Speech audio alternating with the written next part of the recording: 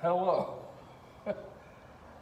I wanted to talk to parents today a little bit and ask, are we being a blessing to our children?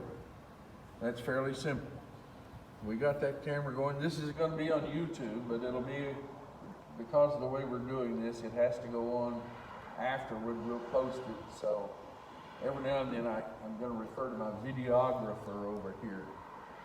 But I don't know if I said this earlier. I wanted to say thank you to Cindy Cradler for making the masks you see these guys wearing out here and providing them this morning. That's very helpful. I want you to read with me in Psalms 127 and the first 5 verses. It starts off, unless the Lord builds the house, those who build it labor in vain. Unless the Lord watches over the city, the watchman stays awake in vain. It is in vain that you rise up early and go late to rest, eating the bread of anxious toil, for he gives to his beloved sleep. Behold, children are a heritage from the Lord, the fruit of the womb a reward. Like arrows in the hand of a warrior are the children of one's youth.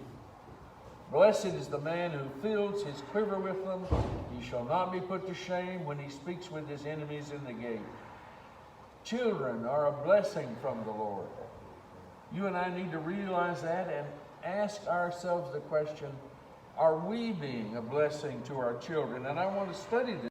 Moses' life, to me, this morning is that his story began with his parents. His parents. It didn't begin with Moses himself. He didn't spring out of nowhere. It began with his parents. Hebrews 11 and verse 6 says, without faith it's impossible to please God, because anyone who comes to him must believe that he exists and that he is a reward, that he rewards those who earnestly seek him. Earnestly. I think the King James says diligently seek him. And then if you'll skip down to verse 23 of Hebrews 11, by faith, this is where we start with Moses in Hebrews 11. By faith, Moses' parents hid him for 3 months after he was born, because they saw he was no ordinary child, and they were not afraid of the king's edict. In Exodus 2, verse 1, there went a man of the house of Levi and took to wife a daughter of Levi. And the woman conceived and bare a son, and she saw that he was a goodly child. She hid him 3 months, and when she could no longer hide him, she took, we know about that, don't we, most of you with young children. When she could no longer hide him, she took for him an ark of bulrushes and daubed it with slime and with pitch, and put the child therein, and she laid it in the flags by the river's brink. And his sister stood afar off, wanting to know what would be done to him. And the daughter of Pharaoh came down to wash herself at the river, and her maidens walked along by the river's side. And when she saw the ark among the flags, she sent her maid to fetch it. When she had opened it, she saw the child, and behold, the babe wept.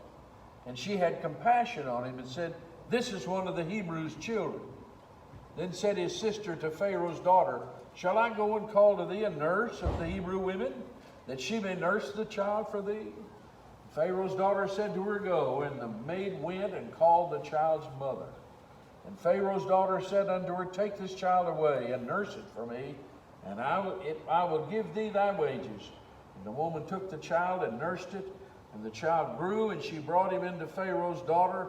He became her son, and she called his name Moses, and she said, because I drew him out of the water.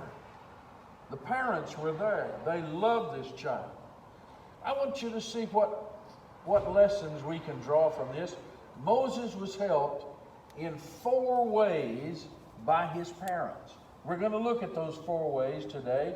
And several of you have commented maybe it wouldn't be a terribly long lesson. So it might be a little longer than last week's when I was nervous. I'm not quite as nervous today. But I'd like for you to look at 2 or 3 passages that talk about our obligation to our children and our families. In 1 Timothy 5 and verse 8, if any provide not for his own, especially for those of his own house. He hath denied the faith and is worse than an infidel. Again in Ephesians 6, verses 1 through 4. Children, obey your parents in the Lord, for this is right.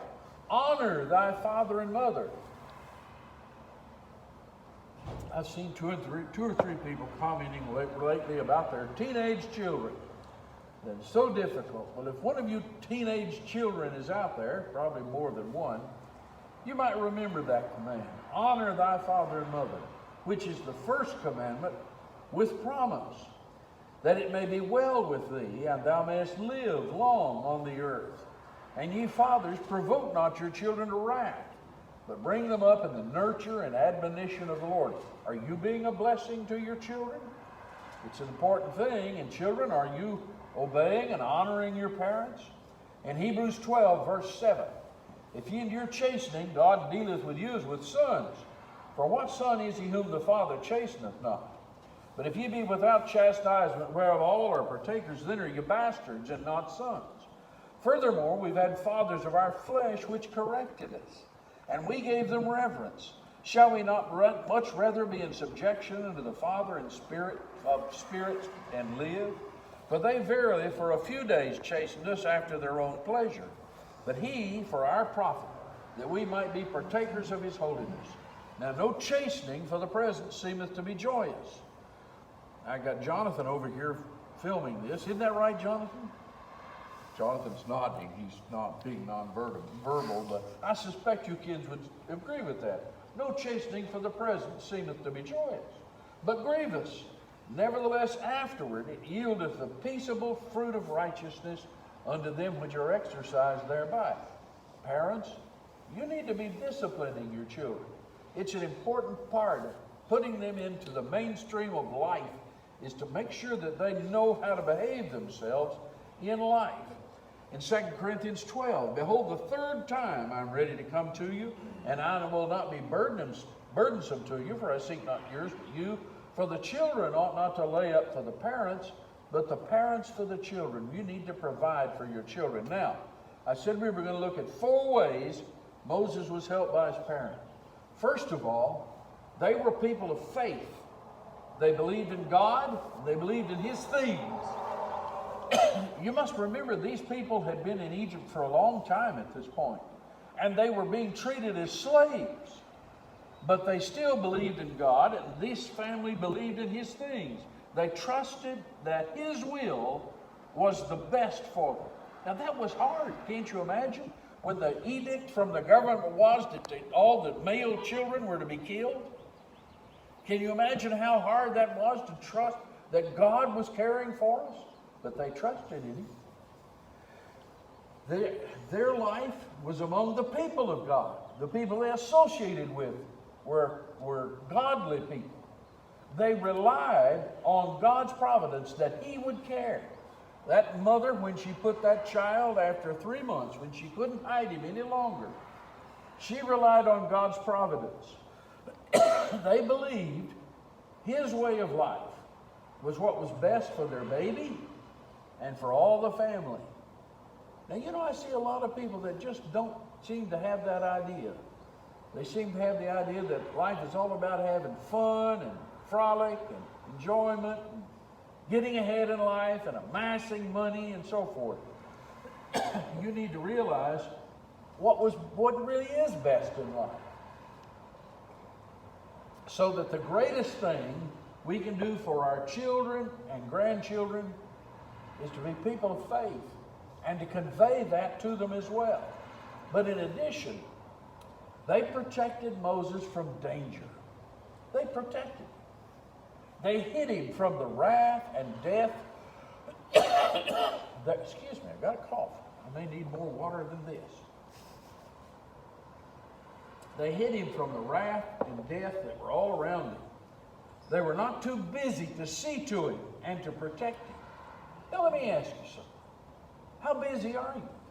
Are you aware of what's going on in your children's lives, the dangerous things that are around them, the things on their computers, the things that's going on at their school?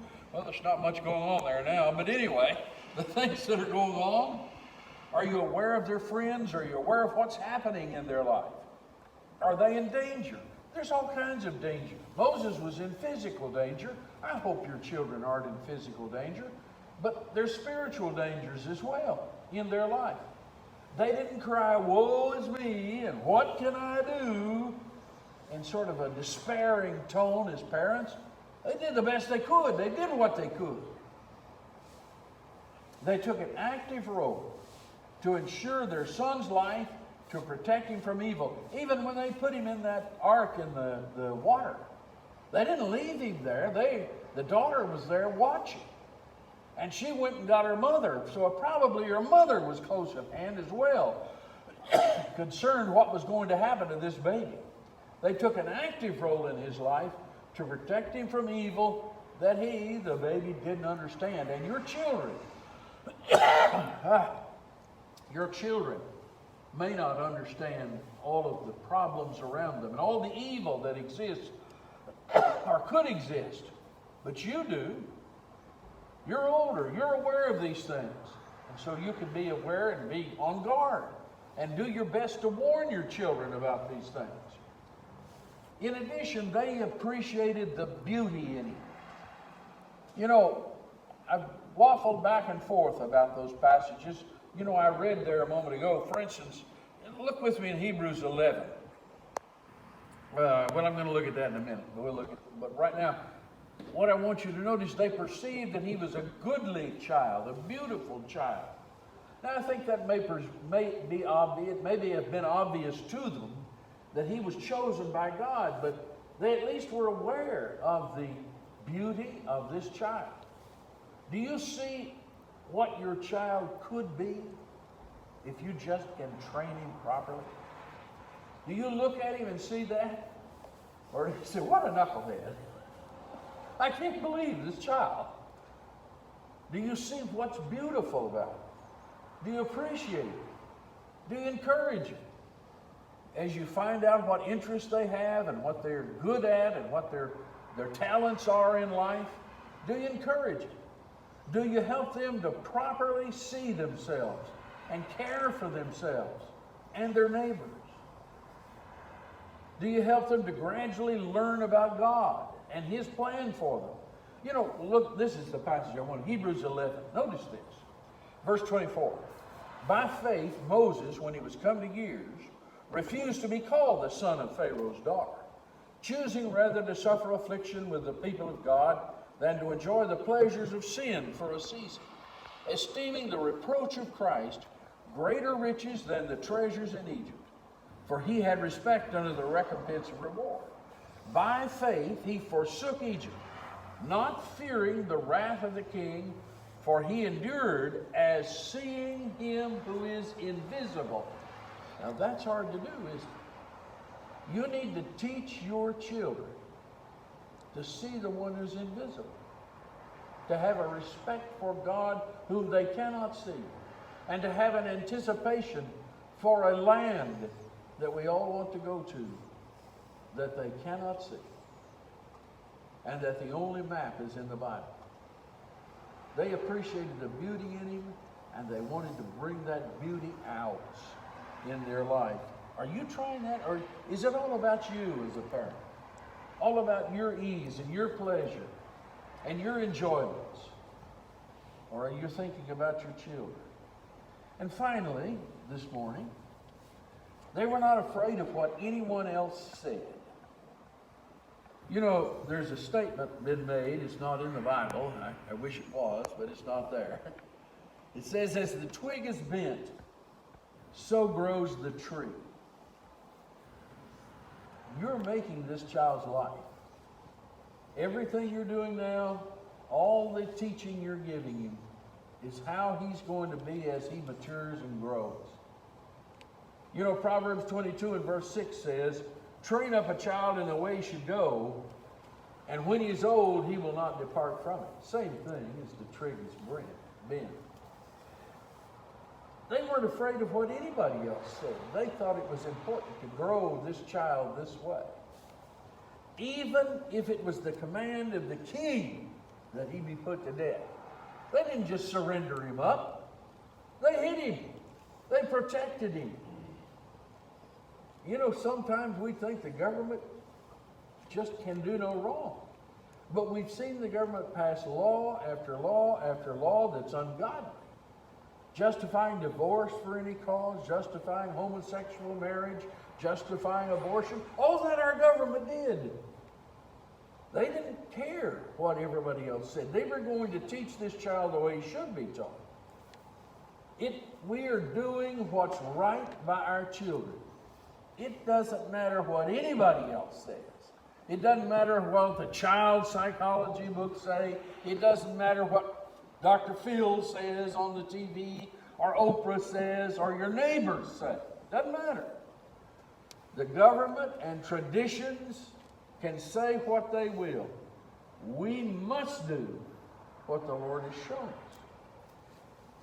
Whatever Moses did right in his life had its roots in the faith of his parents. You need to realize that. In 2 Timothy 3, verse 14, Paul says to Timothy, continue thou in the things which thou hast learned and hast been assured of, knowing of whom thou hast learned it, and that from a child thou hast known the Holy Scriptures, which are able to make thee wise unto salvation through faith which is in Christ Jesus. All Scripture is given by inspiration of God and is profitable for doctrine, reproof, correction, for instruction in righteousness, that the man of God may be perfect, completely furnished unto all good works. And again in 2 Timothy, you might notice chapter 1. Here I want you to notice verse 5. When I call to remembrance the unfeigned faith that is in thee, which dwelt first in thy grandmother Lois, and in thy mother Eunice, and I am persuaded is in thee also. Did you see that? What Timothy was, his parents and grandparents had put in there.